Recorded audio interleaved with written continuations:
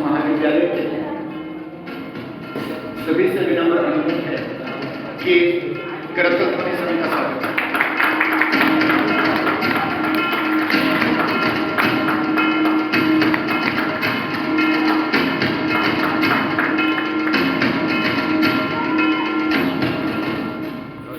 मैं राजस्थान से पधारे हमारे मित्र और जिन्होंने राष्ट्रीय सेवा योजना में बहुत बड़ा कार्य किया है, धार्मिक भारत में रहते हुए, महाराष्ट्र में रहते हुए, और संप्रति वे राजस्थान केंद्रीय विश्वविद्यालय के हिंदी विभाग में सहायक प्रोफेसर पद पर आरूढ़ हैं।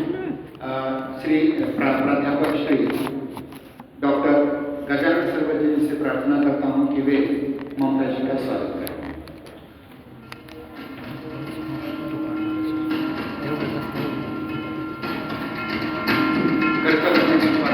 ये विषय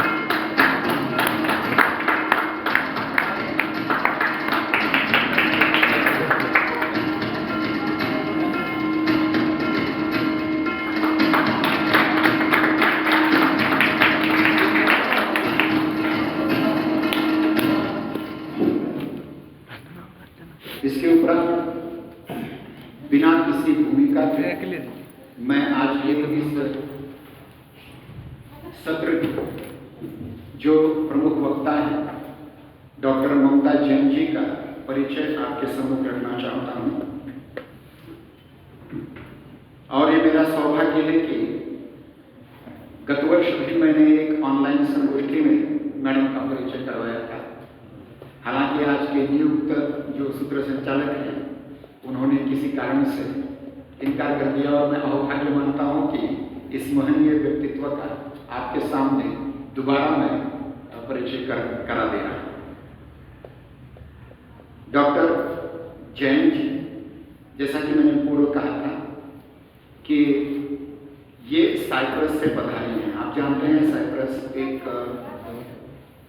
देश है जो यूरोप में स्थित है और साइप्रस में आपने अनेक वर्षों तक हिंदी पत्रकार के रूप में कार्य किया हुआ है। साथ ही साथ आपने जो भारतवर्ष की नहीं संपूर्ण विश्व की जो पहली ऑनलाइन ई पत्रिका है अभिव्यक्ति, उसका संपादिका भी रही है। डॉक्टर ममता जैन जी की लौकिक शिक्षा MBA PhD हुई है। आप प्रख्यात साहित्यकार, कवयित्री एवं शोधकर्ता हैं जिन्होंने साइप्रस, लंदन, इजराइल, मिस्र, आयरलैंड, अमेरिका आदि देशों में सांस्कृतिक एवं पुरातत्व शोध यात्राएं की हैं और साइप्रस में हाई कमीशन द्वारा आपका सम्मान किया गया है। आपकी अनेक रचनाएं दूरदर्शन, आकाशवाणी एवं राष्ट्रीय पत्रिकाओं में प्रकाशित हुई है। उन्हें साहित्य श्री, नारी गौरव, समाज भूषण, काव्य गौरव, छत्रपति शिवाजी सम्मान, स्टार 2020, लंदन वर्ल्ड रिकॉर्ड सहित आपको अनेक राष्ट्रीय अंतर्राष्ट्रीय सम्मान प्राप्त हैं। उनकी प्रकाशित कृतियों में प्रतिध्वनि, जिसे हिंदी साहित्य अकादमी महाराष्ट्र शासन द्वारा प्रदत्त अनुदान से जो पुस्तक प्रकाशित हुई है, साइप्रस नहीं लुभाता, सीप के मोती और लहरों की मुस्कान। डॉक्टर जैन जी ने 50 से अधिक सेमिनारों में शोध प्रपत्र वाचन एवं संचालन किया है तथा अभिव्यक्ति, श्री देशना और द इनफॉर्मल इत्यादि पत्रिकाओं की आप संपादिका हैं। वर्तमान में वे राष्ट्रीय सचिव अखिल भारतीय जैन पत्रकार संघ एवं महामंत्री युवा प्रकोष्ठ महिला महासमिति के सचिव के रूप में कार्यरत हैं। बहुत सारा परिचय दिया जा सकता है। गत वर्ष एक और महत्वपूर्ण बात मैं ये कहना चाहूँगा कि आप केवल पत्रकार ही नहीं हैं, आप केवल लेखिका ही नहीं हैं, साथ ही साथ आप 24 घंटे जैन धर्म के कठोर अनुशासन का पालन भी करते हैं, जो मैं 2-3 दिन से देख रहा हूँ। और एक महत्वपूर्ण बात है कि आपको ये जो साहित्य का, भाषा का दायित्व प्राप्त हुआ है वह परंपरागत रीति से प्राप्त हुआ है, क्योंकि आपकी माता जी डॉक्टर नीलिमा जैन जी अमेरिका में वरिष्ठ प्रोफेसर रह चुकी हैं। तो एक ऐसे महनीय व्यक्ति से मैंने आपसे परिचय करवाया है। मैं प्रार्थना करता हूं कि आप हमारे आज के इस समापन, इस सत्र के जो कृतज्ञता ज्ञापन करने वाली मैडम हैं, उनका सत्कार मैं आपके हाथों से करना चाहता हूँ। ममता जैन जी से विनम्र प्रार्थना है कि हमारे इस सत्र की कृतज्ञता ज्ञापिका हमारे अंग्रेजी विभाग के प्रमुख प्रोफेसर डॉक्टर अर्चना बनारे जी का स्वागत आपके कर कमरों से हो रहा है।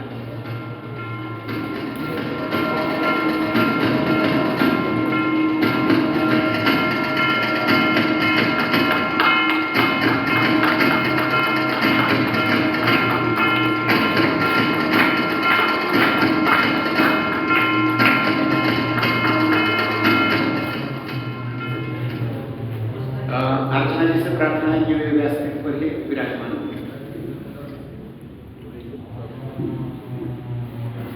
तो मैंने अभी जो आपसे महनीय व्यक्तित्व का परिचय करवाया है, परिचय करवाते समय उस बार भी और इस बार भी प्रसाद जी की दो पंक्तियां कहे बिना मैं अपना मुंह संवरित नहीं कर सकता।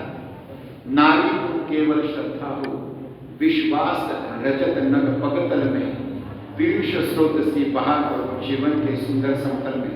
मैं आदरणीय ममता जी से प्रार्थना करता हूं कि वे अपना वक्तव्य रखें। और आपका विषय बहुत महत्वपूर्ण है, एक परिचय करना ही रह गया।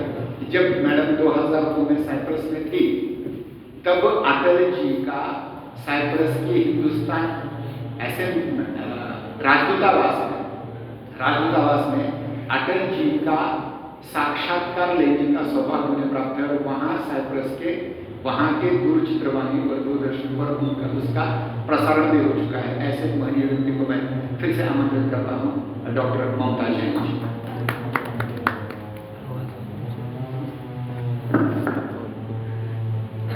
बहुत बहुत धन्यवाद। बहुत सुंदर परिचय के साथ आपने मुझे यहाँ आमंत्रित किया, आदरणीय विनोद जी। और विनोद जी ने यहाँ सबकी अटल प्रेमियों में जमावड़ा यहाँ जोड़ा है, बहुत अच्छा लग रहा है। और इतने स्नेही निमंत्रण से सबको बुलाया कि सब इतनी दूर से खींचे चले आए हैं। सर्वप्रथम वेंकटेश महाजन वरिष्ठ महाविद्यालय, हिंदी परिषद, रामकृष्ण परमहंस विद्यालय, प्रेरणा महाविद्यालय, Shankar Rao Patil Mahavidyalaya, Pune art science college Pune, इन सबके संयुक्त तत्वाधान में आयोजित इस द्विदिवसीय राष्ट्रीय संगोष्ठी में उपस्थित आज के द्वितीय नहीं अद्वितीय दिन कहूंगी, इसमें आज के सत्र में अध्यक्ष डॉक्टर केशव शेखावत जी और आज के सूत्र संचालक डॉक्टर विनोद कुमार जी, डॉक्टर अर्चना जी और यहाँ उपस्थित मेरे परम आदरणीय डॉक्टर सुनील केशव देवकर जी, आदरणीय डॉक्टर गजानन जी, सभी को मैं प्रणाम करती हूँ, प्रणति निवेदित करती हूँ। और आज जब मैं अटल जी की 101वीं जयंती पर उनको नमन कर रही हूँ, स्मरण कर रही हूँ, तो एक ऐसा व्यक्तित्व, एक ऐसी छवि मेरे सामने उभर रही है जो केवल एक प्रधानमंत्री की नहीं है, जो एक संस्कृति, राजनीति और काव्य साधना की त्रिवेणी का संगम रहा है। ऐसी एक व्यक्तित्व की छवि मेरे सामने उभर रही है। अटल जी अटल और अविचल रहते हुए जिन्होंने अपने जन्म से भारत भूमि को धन्य किया, जिन्होंने अपने कर्म से भारत भूमि को धन्य किया, मनसा वाचा कर्मणा जो सदा एक रूप रहे, ऐसे अटल जी जिनके मुख से ही वाणी नहीं निकलती थी, यानी वाणी उनके केवल मुख से नहीं प्रत्येक अंग अंग से निकलती थी, ऐसे परम श्रद्धेय भारत रत्न अटल बिहारी वाजपेयी जी को मैं नमन करती हूँ। यह मेरा परम सौभाग्य रहा, इतने देशों की यात्रा मैं कर चुकी हूँ, लेकिन जब मैं साइप्रस में थी तो वहां पर 2002 में अटल बिहारी जी प्रधानमंत्री के रूप में साइप्रस यात्रा पर आए थे।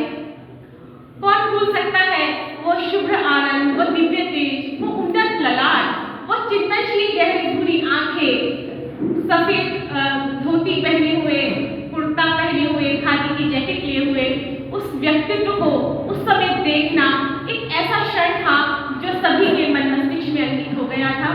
हम सभी भारतीयों को भारतीय दूतावास की ओर से आमंत्रण मिला था। हम सभी भारतीय परिधान में अपने प्रधानमंत्री को मिलने, उनका स्वागत करने कितने जोश और उमंग से गए थे।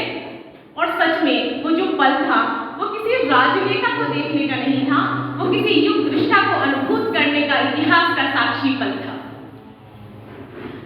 जब उन्होंने हिंदी भाषा को अपने वक्तव्य का माध्यम बनाया तो मुझे याद है सारा हॉल जय भारत से गूंज उठा था। साइप्रस भी टर्की के विभाजन के कारण वही पीड़ा झेल रहा था जो भारत पाकिस्तान के कारण। इसी साझी पीड़ा को उस समय उन्होंने अपने वक्तव्य का विषय बनाया और अपने वक्तव्य में शब्दों की जो छटा बिखेरी उससे हम हिंदी भाषी, हम भारतीय तो अभिभूत थे ही, लेकिन सिप्रियोट और अन्य देशवासी में भी बड़े आनंदित और अनुभूति प्रसन्न हो रहे थे। और निश्चित रूप से जब वाणी विचारों का भार होती है तो शब्द केवल ध्वनि नहीं रहते, तब वक्तव्य केवल भाषण नहीं रहता बल्कि एक युग की स्मृति बन जाता है। ऐसे उस युग की स्मृति के उन पलों को हम सब अपने आंखों में संजो रहे थे। इसके बाद वहां पर जब वक्तव्य हुआ उसके बाद सभी भारतीयों से उन्होंने एक संवाद साधा, सभी को अलग से बुलाया गया और हमें इतनी प्रसन्नता हो रही थी कि हमारे प्रधानमंत्री हमारा कितना ख्याल रख रहे हैं। सभी को अलग से बुलाया और सबसे कहा कि जो भी आपके मन में कुछ इच्छा है पूछिए। मैंने कहा सर, आप जब भारतीयों को विदेश में देखते हैं तो आपको कैसा लगता है? आपको प्रतिभा पलायन का दुख होता है या फिर आपको कैसा लगता है? उन्होंने कहा आप सबको इस भारतीय परिवेश में देखते हुए मुझे प्रसन्नता हो रही है। मैं भारत का विस्तार साइप्रस में देख रहा हूँ और आप सब भारतीय परिधान में हैं तो मैं समझता हूँ भारत को आप अपने दिल में लेकर घूम रहे हैं। भारतीय संस्कृति से अभी तक आप जुड़े हुए हैं। और उसके बाद जो उन्होंने कहा वो निश्चित रूप से उदार मना व्यक्ति ही ये कभी ही कह सकता है। उन्होंने कहा आप अपनी संस्कृति का सम्मान करते हैं, ये तो बहुत प्रसन्नता की बात है, लेकिन आप इस देश की संस्कृति को भी समझें। इस देश की संस्कृति को भी आप अच्छी गुणों को भी आप आत्मसात करने का प्रयास करें, सांस्कृतिक समन्वय आप स्थापित करने का प्रयास करें। जब देश के नागरिकों में दोस्ती होगी तो निश्चित रूप से देश के सांस्कृतिक संबंध भी मजबूत होंगे। तो ऐसा चिंतन अटल बिहारी वाजपेयी जी का रहा है। उसके बाद हमने ये अटल बिहारी वाजपेयी जी ने उस समय जो हिंदी के बीज बोए थे, हमने उसी को अपना प्रेरणा और आदर्श मानकर पुष्पित पल्लवित किया। उनके जाने के बाद ही तुरंत हमने एक संस्था बनाई, साहित्य सृजन संस्था, जिसकी संस्थापक अध्यक्षा मैं रही। उस संस्था के माध्यम से हमने सांस्कृतिक समन्वय कार्यक्रम चलाए और आपको और मुझे तो बहुत गर्व होता है, वहाँ पर हमने विदेशियों को, वहाँ पे कार्निवाल होता है, वार्षिक कार्निवाल, वहाँ पर विदेशियों को हमने भारतीय परिधान को पहनाए और एक विशेष रैली निकाली जिसकी धूम साइप्रस में भी बची और जिसका भारतीय टीवी पर भी दूरदर्शन में उल्लेख हुआ।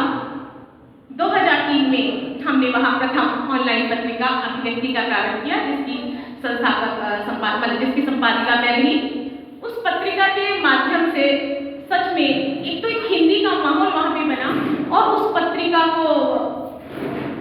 के शुभ संदेश के लिए जब हमने वहाँ के उस समय के जो तत्कालीन हाई कमिश्नर थे उनसे कहा तो उन्होंने शुभकामना देने के लिए हिंदी का एक सॉफ्टवेयर विशेष रूप से इंडिया से मंगवाया और बड़े गर्व के साथ मुझे फोन करके कहा, मैडम पहली बार इंडियन एम्बेसी में साइप्रस की कुछ हिंदी में टाइप हो रहा है, मुझे गर्व हो रहा है कि मैंने इंडिया से सॉफ्टवेयर मंगाया, अच्छा लग रहा है और बहुत सुंदर शुभकामनाएं उन्हें दी।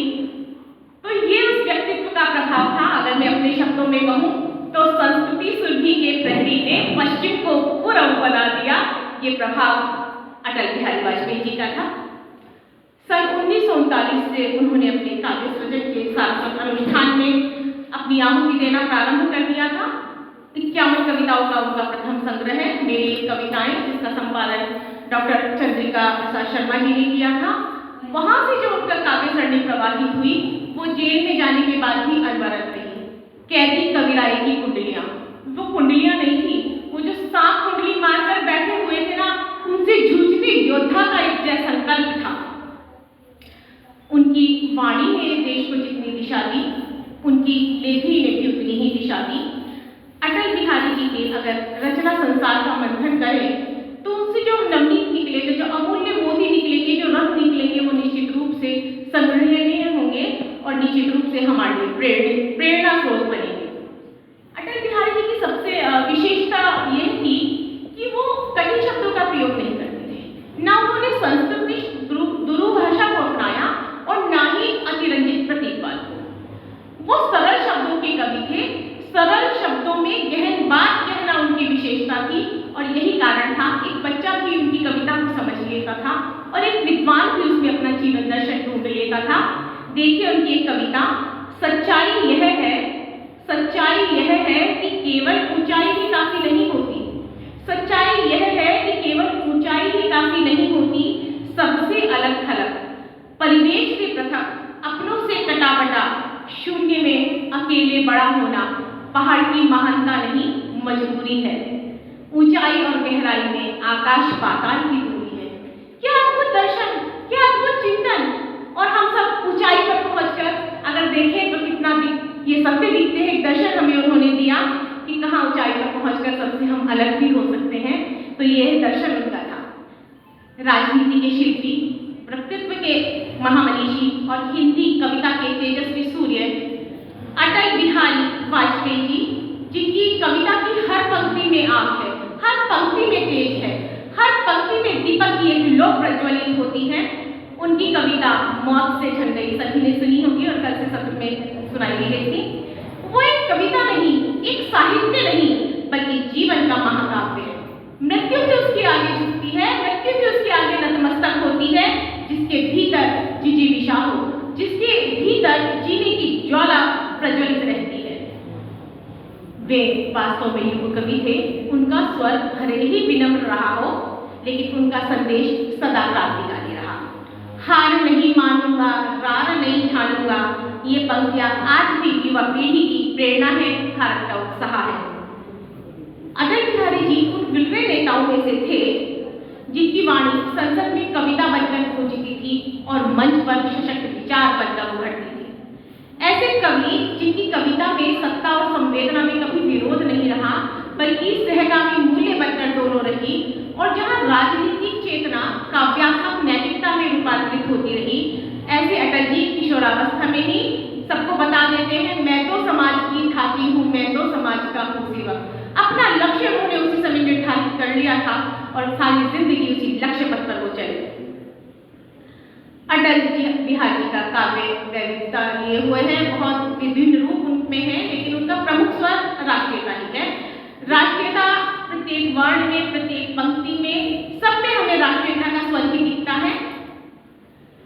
कहीं कहीं राजनीतिक उथल पुथल से जो उत्पन्न आक्रोश है या मानवीय संवेदनाएं भी उनके काव्य में निष्पत्ति होती रही है, लेकिन यह सच है जब भी देश के किसी हिस्से में खरौच आई, अटल जी की अंतरात्मा आहत हुई है, उनका पौरुष ललकारा है और भावनाओं का तूफान उठा है, तब उन्होंने कहा है अब शोणित से इतिहास नया लिखना होगा।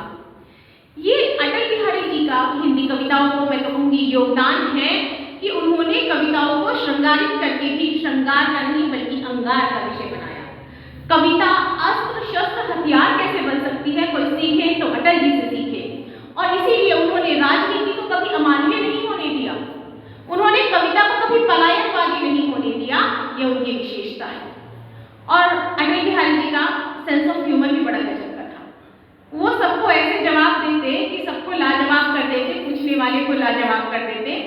मुझे याद है पत्रकारिता करते हुए हमारे सर एक किस्सा सुनाया करते थे कि एक बार अटल बिहारी जी ने से किसी पत्रकार ने प्रश्न पूछा कि अटल जी अब तो भाजपा भी दो दलों में बट गई है, एक गरम दल, एक नरम दल, एक आपका और एक अडवाणी जी का। तो बड़े मुस्कुराते हुए उन्होंने कहा कि भाजपा दलदल में नहीं फंसती है, वह तो दलदल में कमल खिलाती है। और इसके बाद सारे पत्रकार निरुत्तर थे। अंत में मैं विषय को समेटते हुए सिर्फ यही कहूंगी कि अटल बिहारी जी की आज जो हम ये जन्म जयंती मना रहे हैं, ये कोई औपचारिक कार्यक्रम नहीं है, बल्कि उनकी छवि को, उनके संदेशों को, उनके आदर्शों